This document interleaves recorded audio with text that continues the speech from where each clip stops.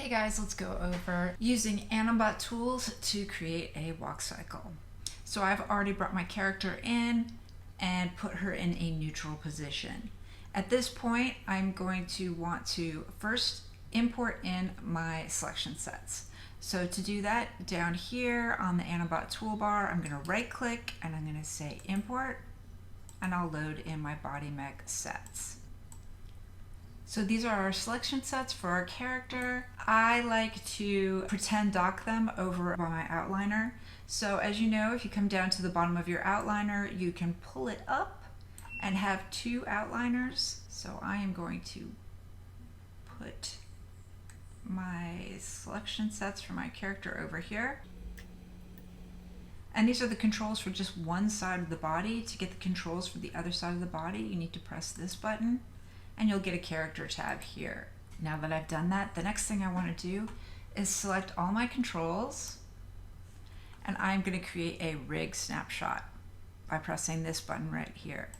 And what that does is it's going to set up our default pose. It will also set up our select mirror controls and all of our mirroring controls. I have found a piece of reference here on YouTube of a walk cycle. So the first pose that we want to create is our contact position because it sets our gait for our character. I've already created these poses in Studio Library, but you'll want to create them yourselves. I am going to go ahead and select all no global, and I'll bring in the contact pose here at frame 1. Now that I've got this pose, I'm going to go to frame 10:15 and I'm going to mirror it by pressing this button. Now we have the two extremes for half of a cycle. We're only going to concentrate on the first half of the cycle, and then we're going to use the mirror to frame tools to complete the cycle. So I'm going to change this to 10:15. We work on only the first half of the cycle. And in 8, I'm going to bring in my passing pose at frame 3. So this is at frame 8, I brought in my passing pose. At frame 3, I'm going to bring in my low extreme.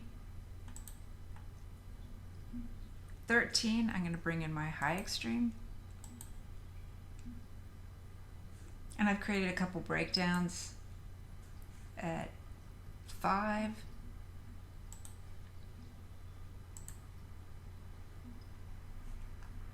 and 11. So currently my character is still just walking on the spot. We need to use the global control to rough out our forward motion. To do that, I'm going to create a locator. I will call it Loki. I'm going to scale it up so that we can see it. I will make sure that I can see locators in both of my viewports.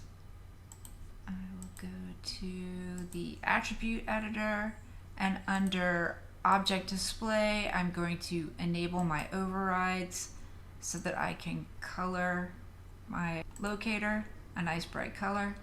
Now what I'm going to do is I will select my locator here in the outliner. I'm going to hit Q, and then I'm going to choose my right leg IK goal over here in the selection sets, and I'll hit this button, which is my align tool, which will bring my locator to the same location as my right leg. Now I'm going to select my global control, and I'm going to go to frame 15. And I'm going to use the Z translation to pull this forward to get a rough forward motion of our character. So the next thing I want to do is I want to make sure that this Z translation channel is linear. We want the motion forward to be constant. You'll see that there's a little bit of slipping going on here with this right foot. So we're gonna use the world space tweener to correct that. Select the right IK goal, right click down here on the AnimBot toolbar. I'm gonna right click, I'm gonna change this to world space. I wanna keep the foot planted so that it's not slipping like this.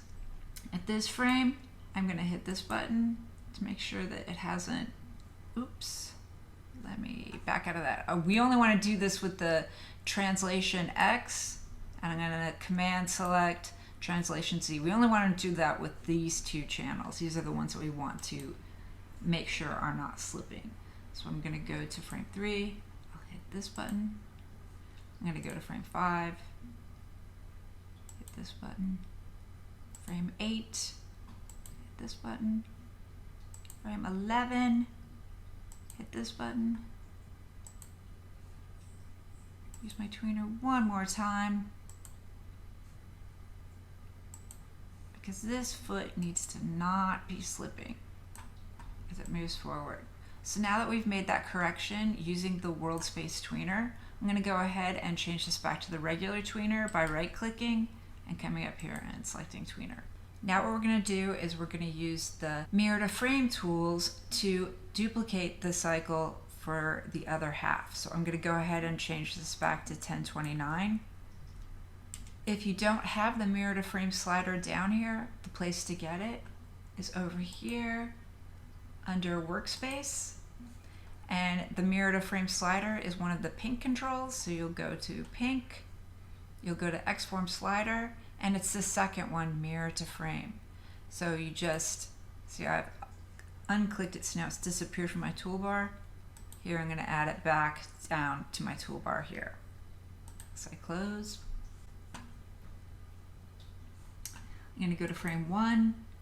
I'm going to hit this white button, which sets it to 1001. Go to frame 1015, this button, so that's 1015. I'm going to go back to this one. I don't know why this reset. Sometimes it's a little, there we go. Now we've got it set up perfectly. One says our beginning of our cycle, which is 1001, and the other white button says 1015. There's one more thing we need to do before we do that. I'm going to go back to the global control. I'm going to select the Z translation forward, and I want to change this curve to post infinity cycle with offset. So now the motion would continue forward, but I'm going to go back here and I want to mute this channel.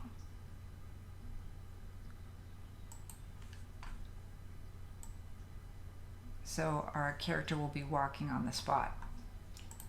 So I'm going to go back to all no global. Now our mirror to frame is set up correctly. I'll go to frame 1017. I'm going to hit this button and it has mirrored our low extreme. So the next one I'll do is 1008 to 1022. That's going to mirror our passing pose. 1019. I'm going to hit just this pink button right here and it will mirror 1005. Go to 27. I'm going to hit this pink button. It will mirror 1013. Go here. It's going to mirror my breakdown at 11. I'll go here. It's going to mirror my pose from frame 15. So now we've completed our cycle. So we need to keep cleaning up our cycle, but we already have this set up. So whatever changes we make in the first half, we can copy to the second half.